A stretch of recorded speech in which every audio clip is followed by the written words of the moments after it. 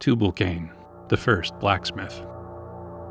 Born of the line of Cain, son of the nefarious Lamech, a maker of weapons.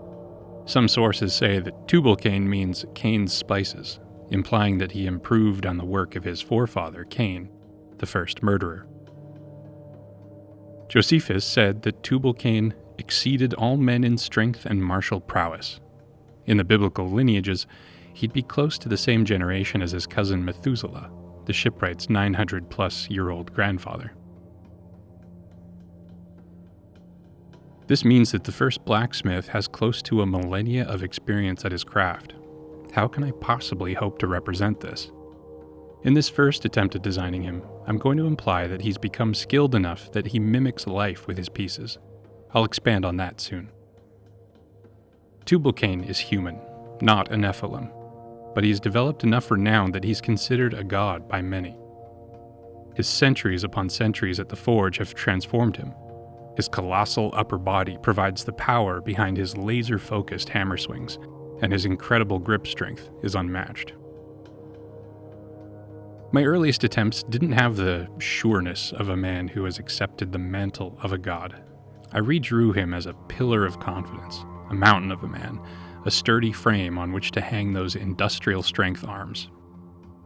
Similar to the hunter, Tubal-Cain's court is always close by. For now, I only drew up a small assortment of secondary characters. There'll be the squire, or tool-bearer, his cup-bearer, and then simply an adoring worshipper. For Tubal-Cain's final design, I plan on covering his face entirely, but I still wanted to take a crack at the face beneath the mask. While he's likely in his 900s somewhere, the aging process doesn't really hit the same way in the antediluvian period. Also, I'm going to say that the rich life spent between the forge and the battlefield has kept him vital. He's the first blacksmith. His scars tell the story of his first 100 years spent learning how to work with glowing hot metal. The dangers wouldn't just come from flying sparks and hot metal. There's also the hazards of learning how to mine for ore, catastrophic smelter mishaps, and dozens of other perils. Then there are the scars from the countless battles whose outcome he helped to change. Everything Tubal-Cain wears is a chance to show off, even his humble blacksmith apron. Gripped by a lifelike iron fist, his arms are protected by full-length smithing gloves, while on his legs he wears leather trousers with his toes capped with sculpted iron. I wanted to give him a special blade, his everyday carry. In order to imply his skill, I tried to get really specific about proportions and ratios. Starting with the number 6, which is the number of man because man was created on the 6th day, I was moving things around, checking to see if any elegant designs would present themselves. Tubal-Cain would have been alive while Adam was, and he would have heard the stories of creation, of the fall, and of the exile from Eden, which would have included the angel guarding the gate with his flaming sword. I figured that if Tubal was going to try to design an excellent weapon, he would reference that angelic concept. This short sword is based on a palm tree with a radiating, shining light or energy motif on the blade. He's got a sword, but of course, a blacksmith is most recognized by his hammer. It's a scaled-up, lifelike version of his own fist, including his rings. Now, if there are some blacksmiths watching this, they're probably shouting at their screens right now, but don't worry guys, this hammer is ceremonial. It's more a statement piece. At the mere sight of it, his enemies and adoring worshippers go weak in the knees. A real blacksmith, especially one as experienced as him, will use tools that allow for more finesse. In fact, you'll see one of them appear on his belt a little bit later on. Now for his feature piece, his mask. 5% of its purpose is practical, protecting his face from heat and flying splinters while he works.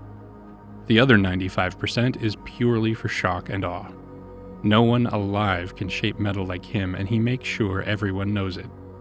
He wears a sculpted version of his own face, but with the glorious beard and hair that his craft has prevented him from growing for 800 years. The mask's intense stare comes from almost lifelike glass eyes, which he can also see through. For his apron and gloves, in order to display his talents, I imagined them made of fine scale mail, something that would look almost like fish scales and move more like fabric than metal. While the smith will have a vast array of practical tools, I wanted to design at least one more over-the-top ceremonial tool.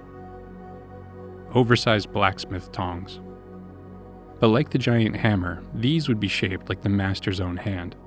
It proved to be a tricky enough object to design, so I made a quick model for it in Blender. A hot piece of metal can be pinched between the ridiculously huge thumb and forefinger. His quart should be instantly recognizable for a number of reasons. First, for the sake of continuing to sharpen his skill, he makes articulated metal masks for anyone who serves him. This servant wears a thick blanket to keep fingerprints and dents off the sacred tools. He wears ceremonial blacksmith gear, gloves, apron, and foot protection. Most people in his orbit wear blacksmith equipment in a ceremonial or stylistic way. While many of them never swing a hammer, the trappings of the god's craft shape the culture around him. His cupbearer's apron is purely an aesthetic choice. Some people are just happy to bask in Tubal-Cain's presence and admire his almost magical skill. This woman wears a heavy, off-kilter torque around her neck. Her single blacksmith glove, apron, and leather trousers are all, of course, aesthetic choices. She's captivated by a metal butterfly crafted by the smith. He delights in making the most deadly weapons in the world, but there's still time for something poetic every now and then. On to the inking and coloring stage. For Tubal-Cain, I wanted to get more specific about some of these designs. Starting with the heavy chain strap over his shoulder, I think square chains look neat, but they also sit flat against the skin, making them more comfortable. For his apron, the metal fist holds a bar on which the apron itself is fastened like a banner. His short sword is held in a leather scabbard embossed with an angel holding a sword. It's attached to a belt that I imagine is made of bundles of fine chain, too fine to render here. I added one of his workshop hammers to the other side of his belt. One more cultural thing I wanted to add to Tubal and his house is the idea of graphite skin. Similar to when you spend a long time smudging a pencil drawing and your fingers almost start to look like they're made of iron. The blacksmith and his house rub their entire bodies down in something like graphite powder, making them look like shimmering, living metal. So here we have a first pass at Tubal-Cain with a small assortment of characters from his house. I can now step away from this for a while and we'll see if any new ideas for him come up as this project continues to develop. But wait, there's one more thing. I felt like I was done with this character for now, but I wanted to draw up one more thing. Tubal-Cain is considered a god by many of the inhabitants of this world. The things he can do with metal look like magic to most. You'd be hard-pressed to find someone who didn't know his name.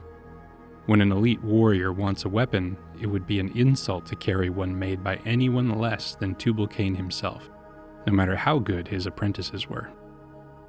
His skills are so renowned that even the Watchers and Nephilim prefer his work to their own. To make sure I had taken note of this idea, I sketched up this quick scene, and then I liked the sketch enough that I wanted to polish it up a bit. A Nephilim barbarian warrior has come to collect his commission. It's a sword that even a giant would consider a bit big.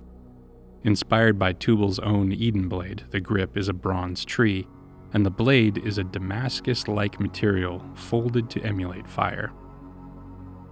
Everyone that wields one of his exquisite weapons hopes that the smith god's skillful touch will mean life instead of death, victory instead of failure, and they're willing to pay dearly for that hope.